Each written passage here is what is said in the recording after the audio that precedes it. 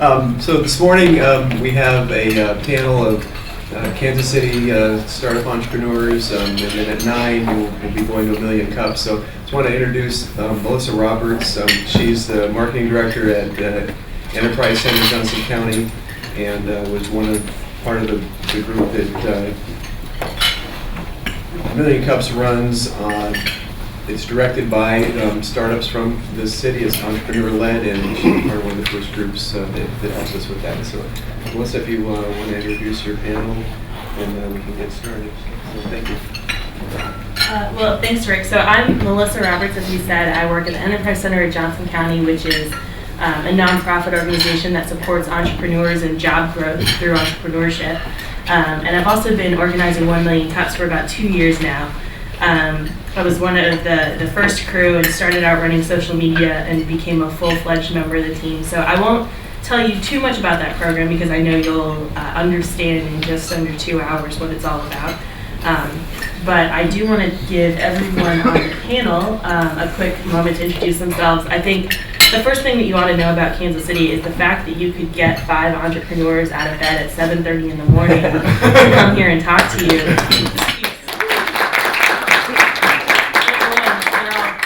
Kind of community advocates, but it speaks volumes about their relationship with the city and how important the city and Rick and John and others have been in supporting this community. So without further ado, I'm just going to ask you guys to kind of pass the microphone down and give us 60 seconds on who you are and what you're working on right now. So. Hello, I'm Mike Farmer. I'm the CEO and founder of Leap.it. Leap.it is a search engine built here in Kansas City. We actually are competing directly with Google. We have raised about $3 million to date. We have 9 people on board. A couple years ago, we were featured on the front page of the New York Times about how we've gone about building this as largely initially as a distributed team. Today we've released a product. The product itself is a visual search approach that pulls in real-time streaming data as well as allows for curation and the social networking of search results. Another little note, our office is actually in a house that was the first house in the United States to get Google Fiber, so we have some pretty good speed there at our house. Welcome to Kansas City. Hi, my name is Dave Olson, and I work with RFP 365, where I'm one of the two founders there. We have a request for proposal platform. We have a couple of clients in the room, including Kansas City, Missouri, so thank you. We facilitate our RFPs on 5 continents. We work a block away from Mike at Leap.it, and we do it through Google Fiber as well. We've had a number of small successes with cities around, and in a minute, hopefully, we'll talk about Kansas City, the Innovation Partnership, which is how we got into the city. So I don't want to forget about that. I think you heard about that yesterday from our Mayor James. Anyway, that's us. Good morning. I'm Brian Nazorski. I'm one of the organizers for 1 Million Cups. I've got two businesses where I manufacture custom photo products. One is called Baguettes.com. The other is a brand new product line called Tin Man Prints. And I also build custom websites for small businesses, restaurants, and I have a niche with authors and literary agencies. So some are DC, one's in DC and one's in New York, and then I've got some other ones on the East Coast as well. That's some of you are from there. I'm happy to be here, so welcome to Kansas City. It looks like you're going to have a nice first half of the day. For the weather. I'm Courtney Chapman. I'm the CFO of Proof Positioning. We help expose how your brand's position impacts your business. I am also one of the organizers of 1 Million Cups, so welcome, and I'm glad you can join us in a little bit.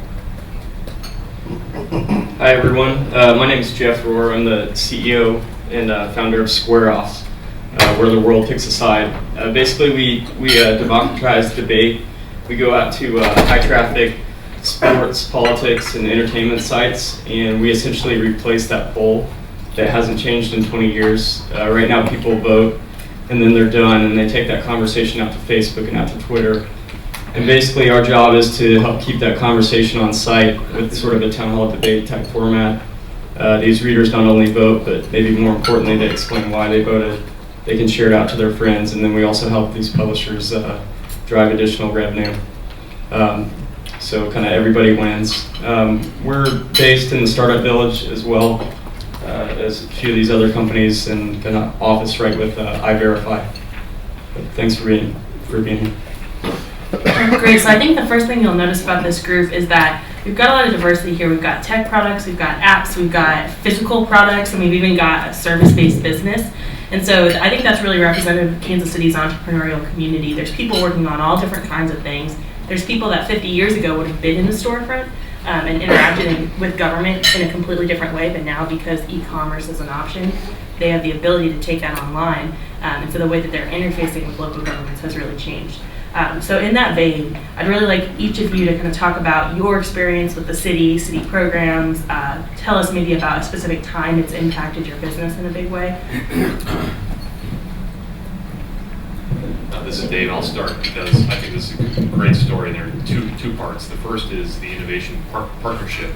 I was trying to find a way to get into the cities, the counties around, and I went to Jackson County, which is the county we're in right now, and I got a tour of their procurement department, and I said, here's what we offer, and it'll save you a lot of time, your vendors will love it.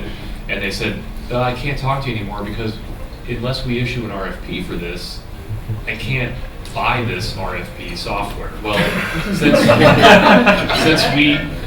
I'm not going to take credit for inventing RFP software, but there aren't that many out there. And so I knew I would never get this RFP from the county. And a couple of months later, Mayor James announced this, a number of initiatives, and the city announced them. And I called the innovation officer and said, I'd like to get an interview with the procurement department as part of this innovation partnership. We got a meeting, and within an hour of meeting, we had a verbal commitment for a pilot. The pilot just wrapped up.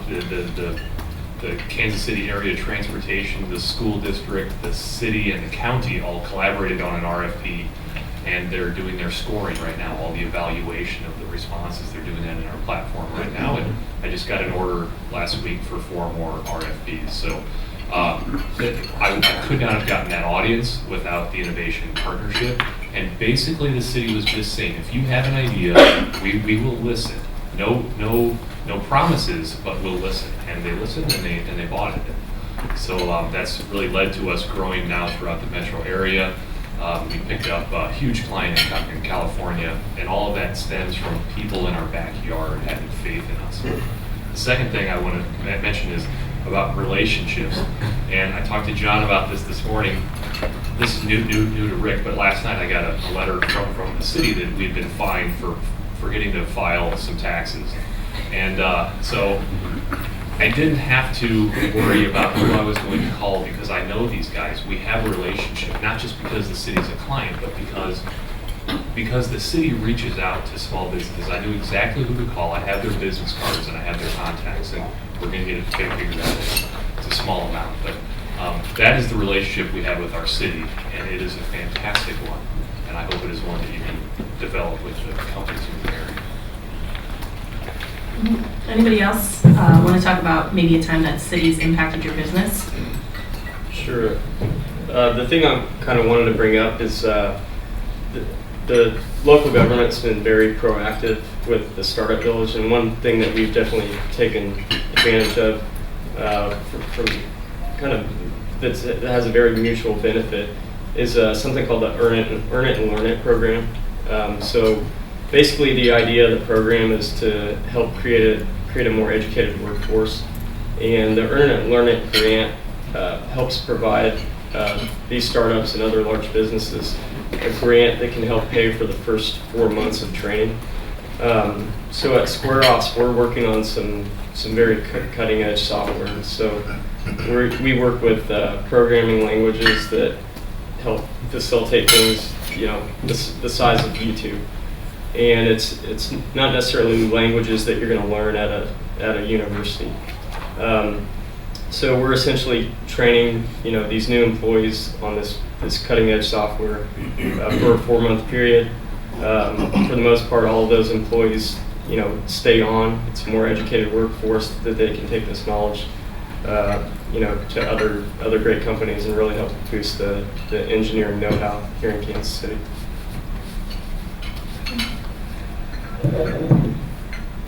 So for me, it's a little bit different experience. I'm actually on the Kansas side. I think I'm the only one in this panel, which is a little bit different.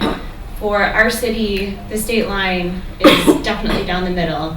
And as far as the Kansas side, as far as government impacting my business, unfortunately, it hasn't as much. We did incorporate on the Missouri side, and then because of some benefits of the tax laws, we actually moved over to the Kansas side. And that does happen a lot in our city. I am actively involved with the chamber in a suburb on the Kansas side, which has been great, and I guess that's the way that it's impacted me. But it's a little bit different. I don't know. Real quick, we're all on the Kansas side. Oh, are you? Okay. Sorry. Yeah, so I think that brings up a really interesting point, is that in Kansas City there's a state line that runs right down the middle. It's something that oftentimes puts a lot more red tape into entrepreneurs' lives, because some, on one side of the state line they'll have programs or benefits that they don't have on the other, and vice versa. So when you're determining how to start your business, there's a whole level, other than the normal paperwork of how to start a business, of where to start a business. And I think a lot of times people will tell you that the economic development wars are really detrimental to our community. It's really important, as entrepreneurs, the state line doesn't matter to us. It's just another road. I mean, it's literally a road called State Line Road. So the state line is really just another road that we cross, every day. It runs down the exact middle of the startup village, and just like many things that seem very important in, I would say, city government, different workflows and ways of doing things. Even boundaries for the work that you do, those are really important to you. They may not matter to us as much or even at all.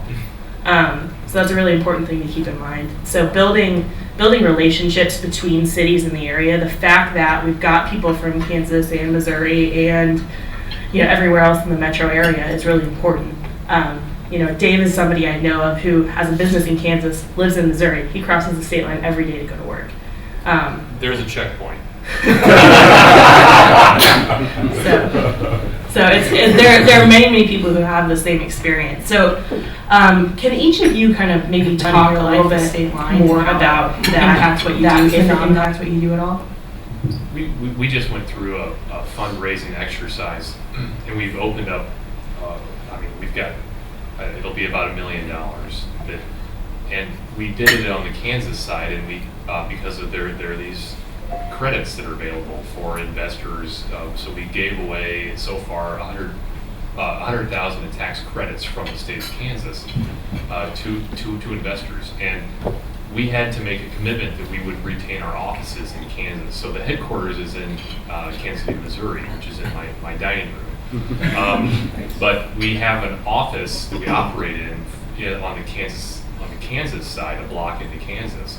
And we have to now, all the people we're going to be hiring have to be located on the Kansas side. And so there are tax implications that I don't even understand. This is why we have to have accountants. But as we look at office space, as we look at employees, as we look at investment sources, it is a huge problem. And I know that it's bad news for everybody involved. We hear about it every day. We see the companies moving back and forth to get tax incentives, and it is it's got to stop at some point in time. Yeah, I think just one more word on that. I think when you think of the traditional economic development mode and the whale hunting mode of kind of creating jobs, that's where you see a lot of these tax benefits kind of being created to lure people one block across the state line. And it's going to take a metro-wide collaborative effort that Missouri's actually taken the first step on.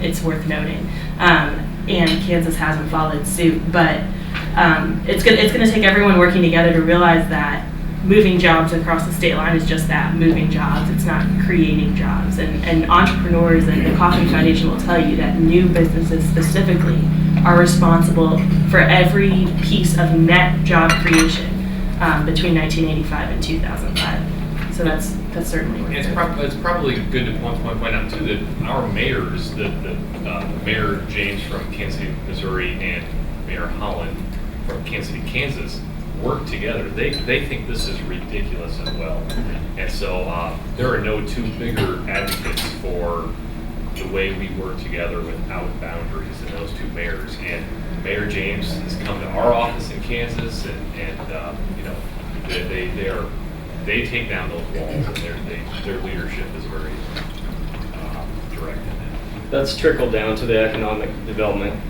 councils as well. So on both sides of the state, they very much work together. And you know, if we have an employee that lives in Missouri, even if we're on the Kansas side, they'll call us up. Oh, you need to talk to Rowena. Here's her number. And really kind of look. I think they look to kind of match a lot of the same programs, so there's not jumping back and forth from state to state. Mhm. And so I think it's also important to note that when we're choosing, you know, where to start our business, where to maintain our business, where to grow, we're not just looking at Kansas and Missouri. For many people, it's a choice between Kansas or Missouri or anywhere else. So I know, Mike, I'm going to ask you to chime in on this one specifically. Why Kansas City? What makes Kansas City special? So I lived in Washington, D.C., and then I lived 5 years in Silicon Valley, and then 2 years in New York. I moved back to Kansas City. Well, first and foremost, people live where they do because of family. I came back here to start my family, and I think that is something when you think about cities and economic development that gets lost a little bit. I think of this. I know some cities have taken on like home again type strategies. I know a bunch of Kansas City folks went out to Silicon Valley and were trying to connect with people who had moved out there. A lot of times they're willing to move back or invest in these types of things. But for me, the big value proposition when we set out to reinvent search is the financial undertaking to do something like this, to fundamentally look at something as big and vast as search. We have to be very efficient with capital. And what I really like about Kansas City is first of all we can do that. My programmers, from what I understand and talking to people in Boston and in the Bay Area, would be about 3 to 4x the price that they cost here in Kansas City. And they know that, I know that, they do it because of quality of life in our city, and it's nothing against the coastal cities, but simply they do it because they need time with their families and things like that. But the other thing that I talk about quite a lot is when we talking about reinventing search, I've met with Andreessen Horowitz, I've met with this UX lab leader for Apple, and they always ask me, how can you even think about doing that in Kansas City? And it was interesting that question was asked of me when I was at a coffee shop in Stanford, and I literally looked, and of course everybody just had so much coffee and just so much energy in there, and I was like, I told myself this, and I actually told the person I was talking to, I don't see how anybody gets anything done around here. And it feels like everybody is sort of trend chasing and all that, and for me that is a real asset, being able to come back here and really focus. And it's when you look at sort of the evolution of the cloud computing, distributed computing, and then teleconferencing, especially when you got fiber like we do, we can tie in to any of that wealth of knowledge. A lot of people ask, well, wait a minute, you got guys working on artificial intelligence, but yet there are Stanford professors who are leading edge. on how you should deploy that stuff. Well, the amazing thing is a lot of that knowledge is now online.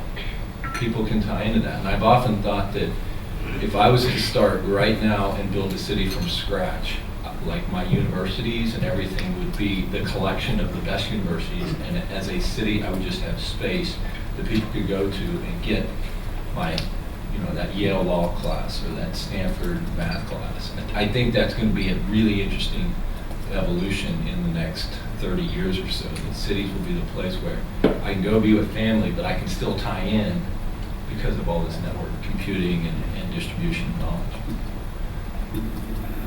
Great. Anybody else want to chime in on what's special about Kansas City? What do we have going for us other than obviously the Royals? Greatest baseball team of all time. So we're sitting here at the Kauffman Foundation, and I think one thing that's really helped us beyond the Big Five initiative that happened, I believe, 2 years ago, 2.5 years ago? Kauffman Foundation has really created the hub for us. With 1 million cups once a week, we are bringing in just a great collection of a variety of people every week. And from that atmosphere, I believe a lot of things blossom. And I know some other cities. We had a organizer summit, 1 Million Cups organizer summit a few weeks ago, and got to meet a lot of the other organizers in other cities. And if you don't have a 1 Million Cups in your city yet, you're in the physically right place. This is where the new cities are. They work with them. Taylor Brown at Kauffman helps organize that. I really would encourage that for you, because just having this physical space, there's a lot of events that happen here. There's a lot of innovation that starts here, and discussions, and people meet each other here. And I think that's played such a big part in the last few years. In my world, that's been very critical, because I kind of work inside a little bubble, and I work outside of Kansas. Most of my clients are outside of Kansas City, but so I didn't necessarily need anything from Kansas City except an internet connection. So, but 1 Million Cups has really provided a whole new atmosphere and a whole new group of friends and contacts. And just connecting with people like John and Rick has been really eye-opening for me, and to see them every week has just been great. So I would really encourage you guys, when 1 Million Cups happens, if you guys have any questions afterwards for us, and get to meet Taylor, I hope you have time to do that. Well, 1 Million Cups is something that really helps build the density in this city and those groups coming together. So when I started my company about 2.5 years ago, and really talked to a lot of the entrepreneurs around Kansas City, there was a lot of great resources, but they weren't necessarily working together. And 1 Million Cups was one thing that really helped to bring that together. Another one for us was Kansas City Startup Village. And a lot of those folks that first helped create the village were meeting here after 1 Million Cups. And that's how a lot of those, again, conversations started. We now have groups come tour the village from all around the world and kind of ask us, how can we make this happen in our city? And we get questions like, all 20 startups all get along right next to this area. And it's really an attitude of kind of helping one another out. If one company wins in the startup village, it's a win for everyone. And we recently had a gentleman that was one of the heads of the IAB. It's an advertising bureau, and he kind of had made the comment of, I've been a lot of places around the nation, and I felt like the one place I could go and ask someone, and they're legitimately going to tell me if they don't know the answer to a question, but then they're going to turn around and say, I do know the resource that you should talk to get an answer to that, and in fact, I'll walk you down the street to go meet this person or give you his contact info. And that kind of attitude in Kansas City has really kind of rubbed off on a lot of people and ultimately helped everyone out. I was going to agree with Mike that it's definitely the quality of life in Kansas City.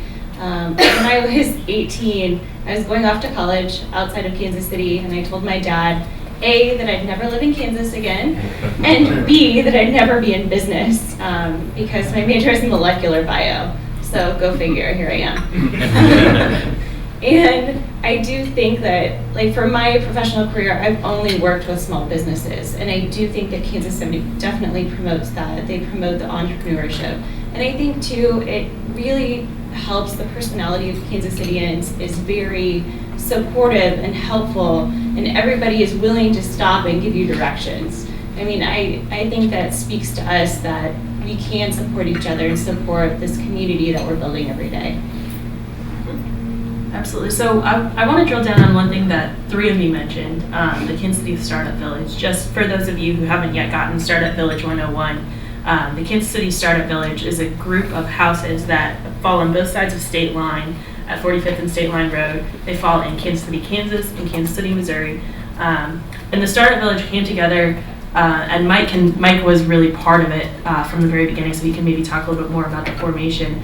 But the city was instrumental in helping these entrepreneurs get going and making zoning exceptions. Because when Google Fiber first came to Kansas City, they were only offering fiber to residential houses, and in fact, they still only offer fiber in residentially zoned areas and to certain schools and nonprofits.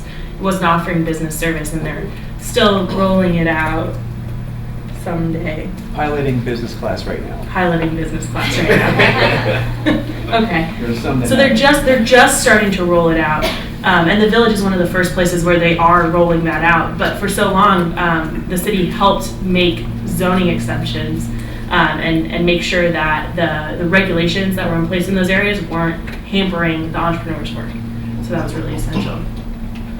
You know, I think with Startup Village, even though, you know, fiber kind of kicked it off, I think we, and I bring this up because we've had Fast Company, CNN, Washington Post, New York Times, I mean, just an incredible number of people stop by and visit us. And of course, fiber started the story, but I think what you're starting to see is this morph into what I think is scratching the surface on a larger metaphor or a larger trend. I don't know if you call it new urbanism, but when you look at it, and it sort of hit me when we had all these tours coming through. We had, for example, we had a group from Russia who had just spent $1.2 billion on a tech park.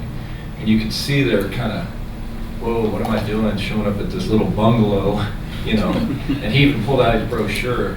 And of course, I had to remind him where Hewlett and Packard started, where Apple started, and where Yahoo started, and Facebook. They all started in garages and homes.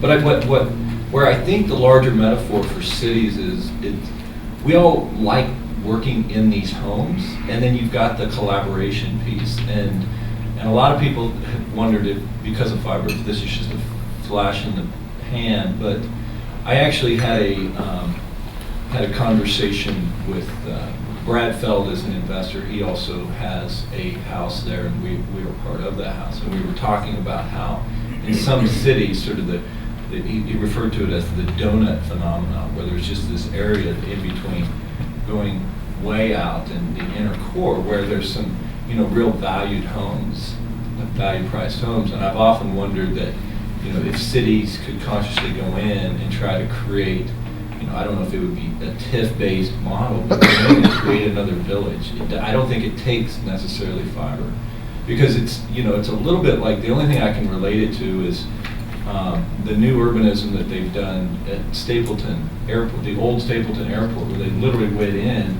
and they built the homes and then they had the shared backyards. And I've often thought that if LEAP, for example, were to grow, and we've grown a little bit, that conceptually we could take over multiple houses, where instead of going into a building and having all these, you know, floors of divisions, that they could be in houses. Or we've also talked within the village that I think you could have even clustering within the houses if you have a whole bunch of, you know, service people that are architects that all want to work in the same building, for example, that maybe all want to bid on a project together, the collaboration that could happen, you know, within that single, you know, sort of open space. So I think it's a larger phenomenon. I think we've gone through this sort of open office phenomenon, gone in, you know, And I think this is something to watch out for, that, because a lot of people keep coming back going, there's a bigger story here, isn't there? And, you know, just to put it out there, I think you might see it in there. And as we tell all the tourists that come through, we came for the fiber because it was new and cool and super fast. But we have fiber in our homes now, and I still go to work every day. It's not because of the fiber, because I can get it from my couch. We do it for the community. When Jeff and I sit and talk about marketing effectiveness and software, we hold each other accountable, and I see him once every week or once every 2 weeks, and run into Mike at different places. Like, that's what the village is about. It's the sense of community. The tours that would come through, one of the tour leaders made me sit down and fill out a grant application. I didn't want to. I didn't think we'd get it. We got $25,000 to create a Salesforce app for the App Exchange, and I wouldn't have even tried that. But somebody from the community sat down and showed me how to fill out the form. That's what community is.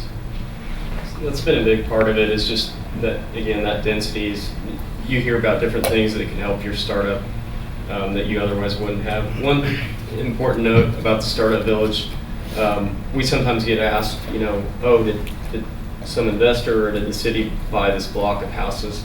Each one is kind of its own story, and it's pretty much entrepreneur-led, but help being fed by various groups here in town as well.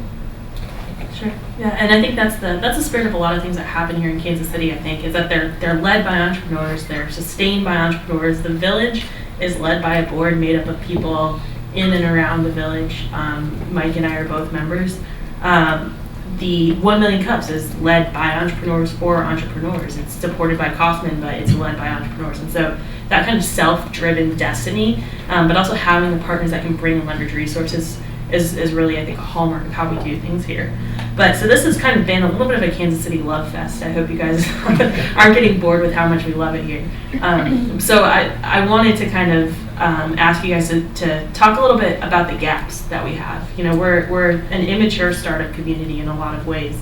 And so what are maybe some of the things you can't get here, and how do you get around that? What's maybe an idea for a solution? I have a big concern about Kansas City and our sustainability. We've got UMKC, we've got Kansas University a ways away. We've got some metropolitan community colleges and a network, and they're all doing a very good job. But what we don't have is we don't have a feedback loop where the business community is totally bought in. I don't think, and having been a professor myself, high school teacher and professor at community college myself in a previous life, I don't think we have the full circle in this city where the business leaders, the biggest employers were on a panel one time, and it was the tech leaders of the 5 or 6 biggest companies, and they said, you know, we've got 2,000 open technical jobs we cannot fill. And the Cerners of the world, one of the big tech companies here, they cannot bring in enough people. People don't think about Kansas City as a destination. It's a great place to live, but it's hard to compete with other cities out there that are wonderful. So we have to grow our own. We have to get better. We have to have a feedback loop where the business community talks with the educational community, and we prepare people for their careers so that they can stay here and they can grow here. It is tough to find certain technical talent, absolutely tough. And that is a huge gap in my opinion.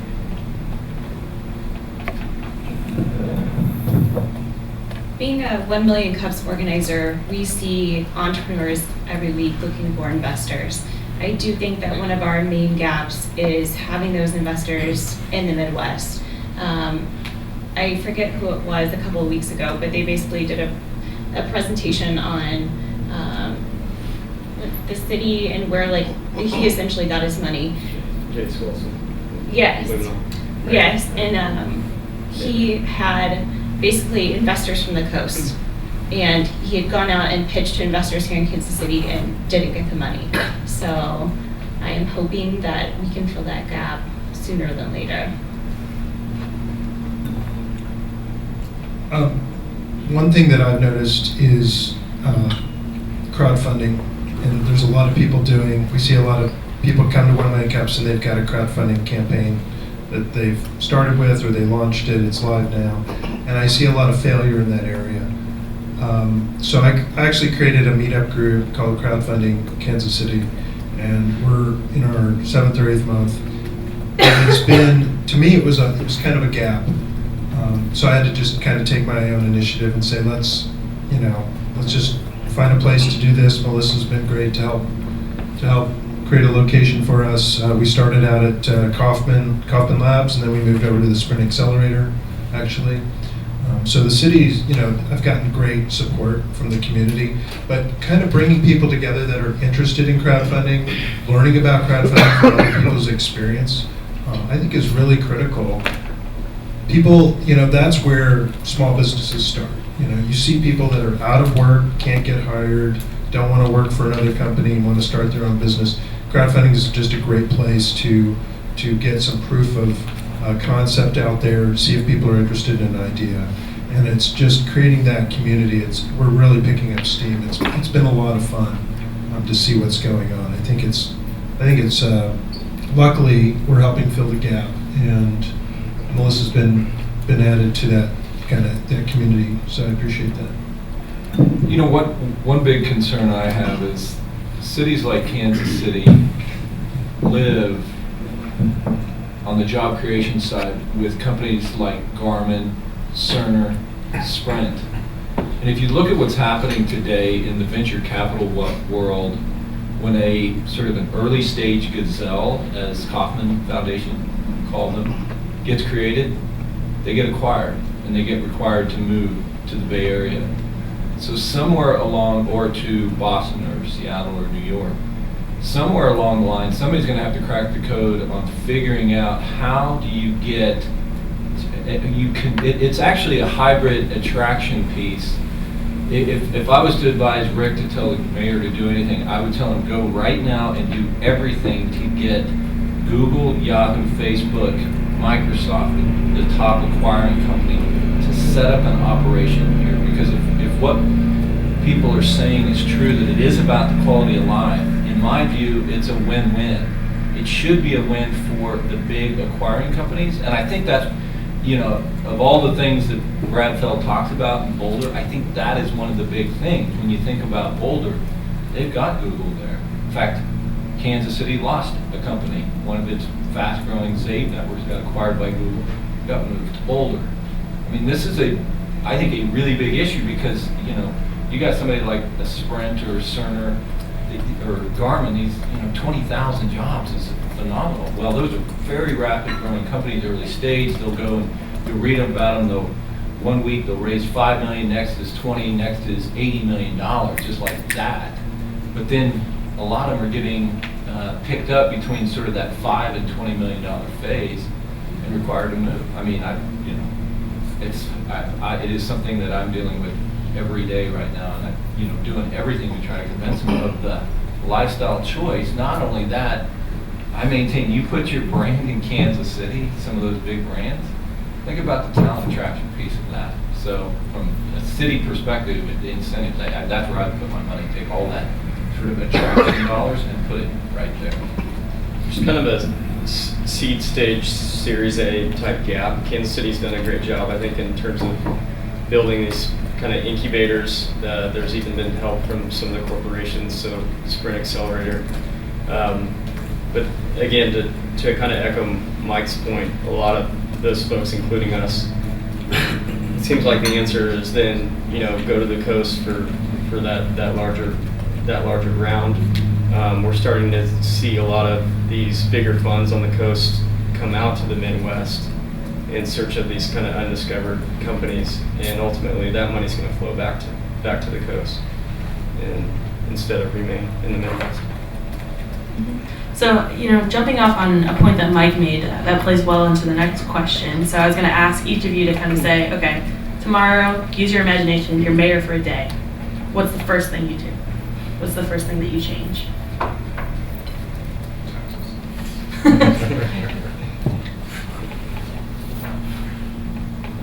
I think, so in the state of Kansas, we did, when I moved from New York, I brought the Angel Investor Tax Credit Program to the state.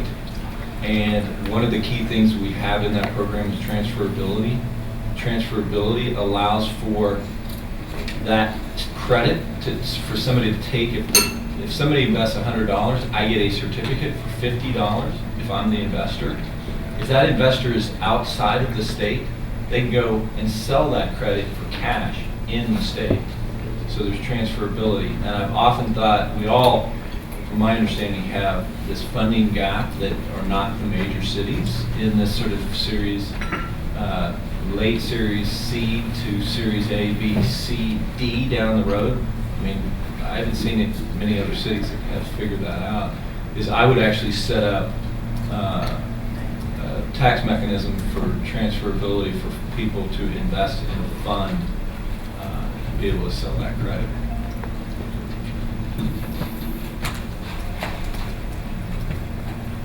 I think one thing you're starting to see is some of the funds around the city, and that can kind of be a matched campaign. So if it's, folks from the city that want to put money towards helping build these businesses, and the city's going to match half of it. Starting to see some of those funds also develop sister cities where they're maybe working with 4 or 5 other ones kind of in one group. I think another big piece of this is kind of angel education. I don't know if that's necessarily always the state's job, but I think you would see a lot more angel investors if they kind of knew where to start in the process. I thought about this mayor for a day, because I'm going to run for mayor eventually, but not against Mayor James, because he's too popular. It's going to sound funny, but the first thing I would do would be invade Kansas. And I don't mean that as a joke, except that our biggest problem is that state line. And I can't even take a bus from my house to my office. There's so many transfers. There are only a certain number of transfer spots on the state line. And that infrastructure difference doesn't start with buses and end with buses. It affects everything we do. How people get to work, where they want to work, differences in taxes and things. And these are all, there's no technology barrier. There's no human barrier. These are barriers that we have invented ourselves. And obviously the mayor has no control over this. It's a sad state of affairs, but I think as we bring down some of these barriers, Kansas City will be much more effective at what it does. But right now it's so fragmented that it's hard to really get going without breaking apart. Okay, so I didn't want to bring this up, I don't think, but if I were mayor for a day, transportation is a really hot topic in Kansas City. Our city is very, very spread out, and I do think that we need to have some kind of unified transportation system. I'm not sure what that would look like, but I was on a European vacation this summer and was talking to somebody over there, and he was like, you get in a car every day and you drive to work.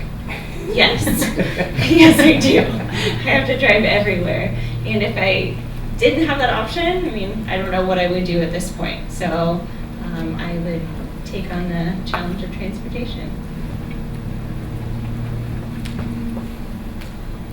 I think helping these startups in some way. This is a tough question for me to answer that, but I know you're running out of time. So, okay. So is there a way for the mayor's office and the city to help these startups specifically? Do they hear a nugget of an idea and say, I like this idea, what can I do to help? Share this, meet this person, introduce you here. Is there any sort of, whether it's a luncheon or anything like that where you get the right people in the same room? Is there anything like that from the city's office can be done? That's my comment. That's one point too. I don't know that it was mentioned about 1 million cups. That's a very important question. That's part of the QA every week. Is how they ask the entrepreneur, how can Kansas City help you? And for everyone, the answer is different. We need a marketing person. We need our first customer, etc. But there's 250 people in the room that help them find an answer to that question.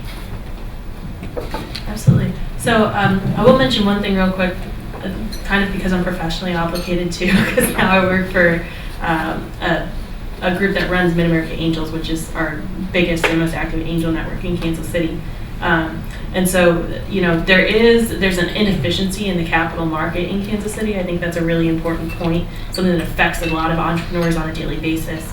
And an inefficiency in the market means not necessarily that the money's there, but the money is there and it's disconnected from the community. There's a lot of people that don't understand, a lot of high net worth individuals that don't understand that, you know, investing in startups in a Series A investment in an angel network can actually be an asset class if it's done correctly. It's not just a gamble or throwing your money away.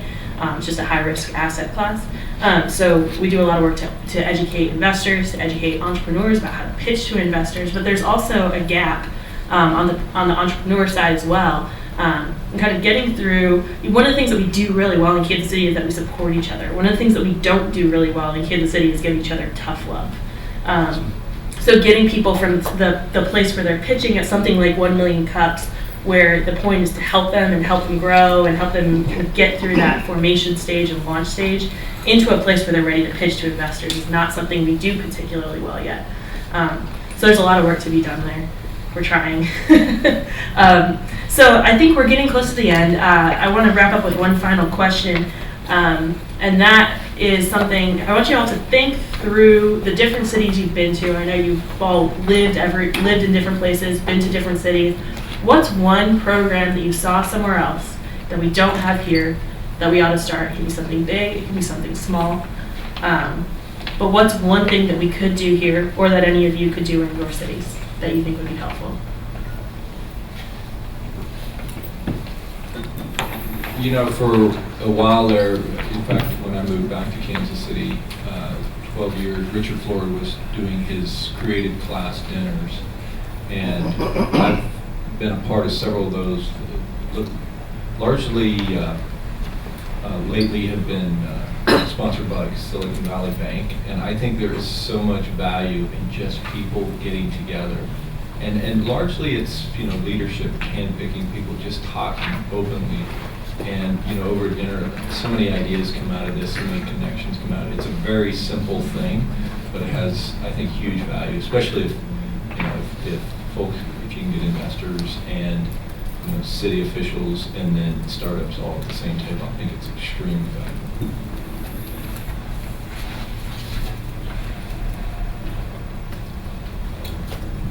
I went to school in Los Angeles and I was studying film, and through some friends I met, I started playing softball with them and quickly realized the whole team is a bunch of comedians, so I think that'd be good.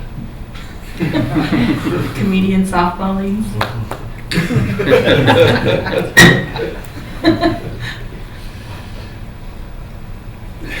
I'll go back to a point I was talking about earlier, just some of the match funds by this city. You're seeing some of this in Philadelphia, St. Louis. Las Vegas has done a good job. You guys haven't watched much about what they're doing. And kind of Tony Hsieh helping to build the density. It's definitely something to check out. I'll jump in if you guys are still thinking. I used to live in Boston for a really long time, and one thing that's a city program out there is called the Main Streets Program. Started by Van Medina. Thank you. It's in my shop. Thanks. So it's one of those things that I saw that it kind of crosses the divide between the small business community and the startup community. It builds these little pockets of density in all the different neighborhoods in the city, and one of the things that makes Boston special as part of its character is that neighborhood feel.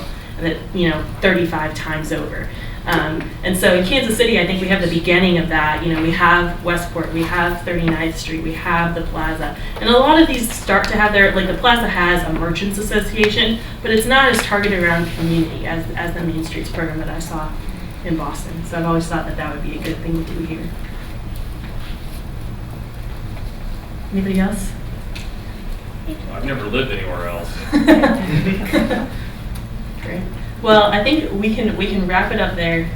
Any questions real quick? We have just a couple of minutes. Sure. Sorry. So thanks for sharing your stories. One of the, I think, sorry, it's David? No. Jim. Jim? Yeah. You were talking about the training program where the Earn It and Learn It grant. Can you elaborate about that a little bit? So I'm Greg Bishop, by the way. I just assume you guys know who we are. I'm Greg Bishop from the city of New York. We have a training grant also for small businesses. One of the challenges we have is that we stipulate that the business has to have a certain amount of employees, and then the other part is after completion, we cover about 75% of the cost. But then after completion, the business has to agree to a wage increase, which of course then causes the business to sort of step back and say, wait, I'm not ready for that yet. Do you have that stipulation as well, or The way that it works, at least on the Kansas side, is that wage amount is set basically at the start of the program. So it's a 4-month program. We sit down and kind of come up with a training schedule. So that's different, obviously, based on what the position is. That training program gets approved, and then we basically meet that wage. And so there is a wage? Yeah. Mostly start out by saying there's a diversity of kind of focus areas here. I was curious, particularly for you as entrepreneurs, how do you see your role in the other side of diversity in terms of engaging different ethnic, socioeconomic, cultural groups in Kansas City, and becoming part of the startup village and all of the entrepreneurial activity? I was going to say, there's been a lot of effort to bring kids from different schools from around our area, from especially the high needs urban core, through the village. And we talk about entrepreneurship. Yesterday we talked about these kids starting their school store and how to go through the process. We have a very skewed group of entrepreneurs here. I mean, it is largely a white male society here, especially developer-wise, and hopefully I'm not speaking out of turn, but it's very white and very male. And so tech-heavy on the tech side, so we need to make changes to it. I hope that comes about through some educational stuff from colleges. I've seen more diversity through the crowdfunding meetups, which I'm real pleased about. So to me, that's and diversity of age range, as well as background and location. So I think that's a real critical step. And I would assume other programs around the city are seeing a lot more diversity. At 1 Million Cups, we are a teeny bit more tech heavy. We're trying to help change that, but yeah. Real quick too, there's a female group called Athena League here in town. Where I've seen a lot of diversity is 2030 CEO. I don't know if that's breaking the mold of some of the younger generations coming up, but 2030 CEO has a lot of diversity. Basically, that's a group that meets every month or two and has a speaker and just kind of good networking thing. One thing to note, Greg, too, on that Earn It and Learn It, it's a reimbursement, so you're guaranteeing that the money's going to be spent. Yeah. I think that's a really good point. Something that we do poorly. We just do. I think if we can beg for indulgence, the 3 of us have got to go run 1 Million Cups. But the 3 of you can maybe, if you have another couple minutes to stick around, I'm sure everybody would really appreciate the opportunity to ask more questions. And we trust you guys to speak on our behalf. Yeah, come find us after. Thank you.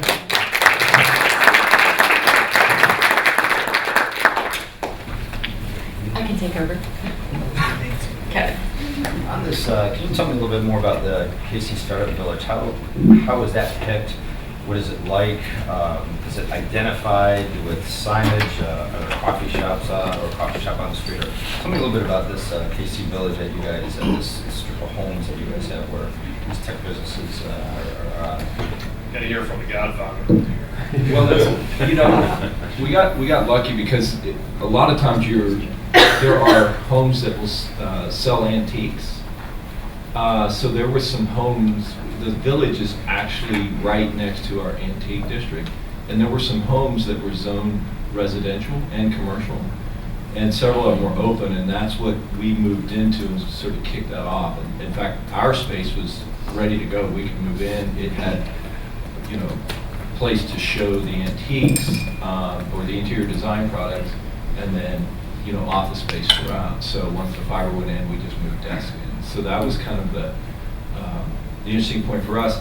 But the other thing, the where it is, the density, the location of it, I maintain is of huge value. You can get to it, like Kaufman people can come over. It's a really sort of easy place to go. But it was, I was officing just a block. So fiber went in, Google Fiber came in and put in a pretty significant presence in building, about 3 blocks to the north. And then there's the state line, and then there's a bunch of bungalows right in there that are right along there. And it's kind of a quaint little neighborhood of these antique shops and then houses around that. And then over time, when they just came up, like Hallmark bought one, DST, Feld, it just converted over. And Hallmark, not per se, 2 executives from Hallmark Right, 2 bought the executives. house that we work in. So these two guys said, I want to be part of the startup village. They bought the house. They give us a ridiculously awesome rent. So we've got a 2-bedroom, 2-bath house with a backyard for the dogs. And we show up for work every morning at a house. It's super comfortable, great. There's a coffee shop up the street. These guys work within a golf ball shot away. And it's terrific. We are not moving. We're actually taking over the rest of the house next month. We were sharing it with other businesses, but we're taking it over because we're expanding and we're not moving anywhere. It's So wonderful. you don't live there, you work there? No, yeah, good point. There is one person that lives there. Anybody from Kansas City, Kansas here? You can't work out of our house. It is not zoned. It's zoned residential. So we have a person that lives there, and every once in a while we get into a little trouble. But the mayor's been there. The mayor understands we got to break a couple rules to get something going. So it's kind of so don't tell anybody. No, I think he brings up a great point, and that is with the village, like even Google came out about 1.5 years later and said this Google Kansas City Startup Village was a mistake. Like there are some things, and I think for some of these initiatives, if I was in your shoes and working, there are things that happen where it's instead of trying to figure out and ask for approval, that if they just bend the rules a little bit, they allow for it to happen on zoning and stuff like that. I think it's something to consider. And you're just constantly living this adaptability that I think we're always looking at. Always wanting to accommodate neighbors and stuff like that. But it is that there are some issues. And home values have risen. I mean, it helps when Mike brings a billionaire by and he buys a house because he wants to be part of this also. So now he gives away a year of free rent to entrepreneurs. We've got all these houses that have these programs. We bring people in from all around the world. Homes for Hackers and the Brad Feld Fiber House and the Cambridge Fiber House where we work. And Steve Case will be there tomorrow. yeah, We've also done things to help the community, so there's been crowdfunding efforts to put in new sidewalks. There's a startup crawl that happens a couple times a year, so all the neighbors can meet the startups there. Each house or business that is one of the companies has a flag out front, so it's got a red KCSD flag to identify each one of those. But a lot of your business people and startup folks and founders that either worked in Berkeley, they all identify. There's almost a passion that comes out because this is not fancy living or anything. This is the way a lot of your venture capitalists like to see get started. It's pretty humble, but we have a community, and now it's got a cool thing. We have time for one more really quick question. Chris? So real quick, I hear a lot of conversation about crowdfunding, and that's getting a lot of attention in a lot of cities across the country. Do you have a preferred crowdfunding source, and if so, why?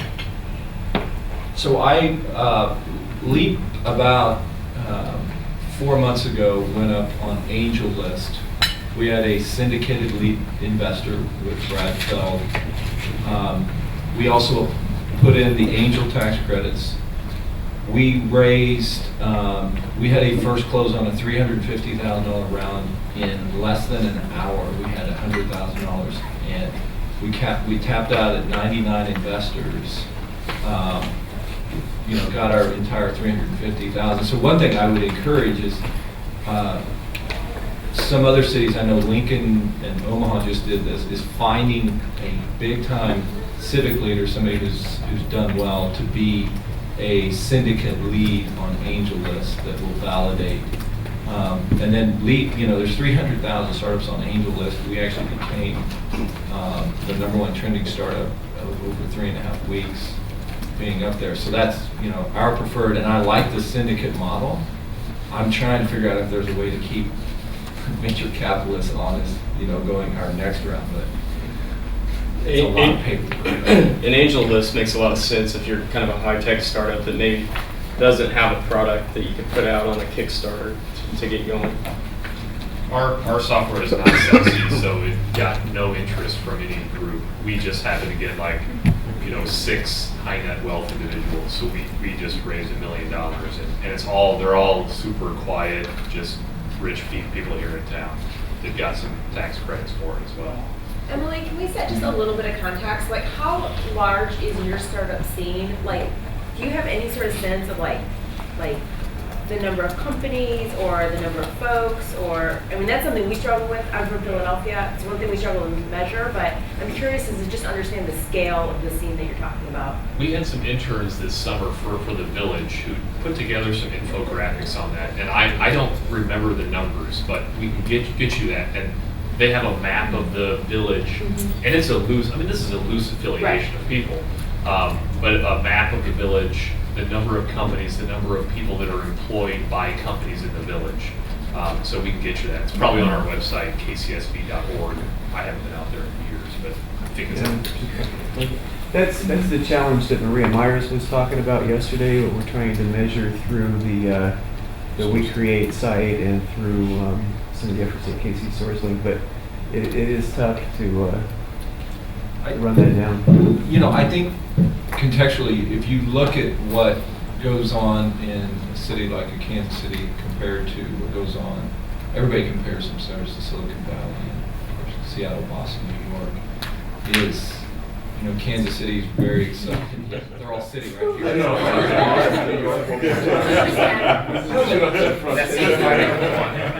In that suburban city, Philadelphia. No, but I subscribe to VentureBeat and get a lot of newsletters. And Kansas City, sort of does backflips when we talk about the formation of a $30 million fund. You read in these areas, and the Bay Area will create 3 of these a day. And, I went up to New York, met with Insight Venture Partners, and a week before they announced they created a $1.2 billion fund. I mean, it's so completely out of balance, just based on the dollars. Now, the churn and the amount of startups you need to get a gazelle out of that, I think that's the question that every city should be asking. That I don't know if anybody would have the data to think off. Great. Well, unfortunately, we have to wrap up this great conversation. I want to thank the 3 of you again so much.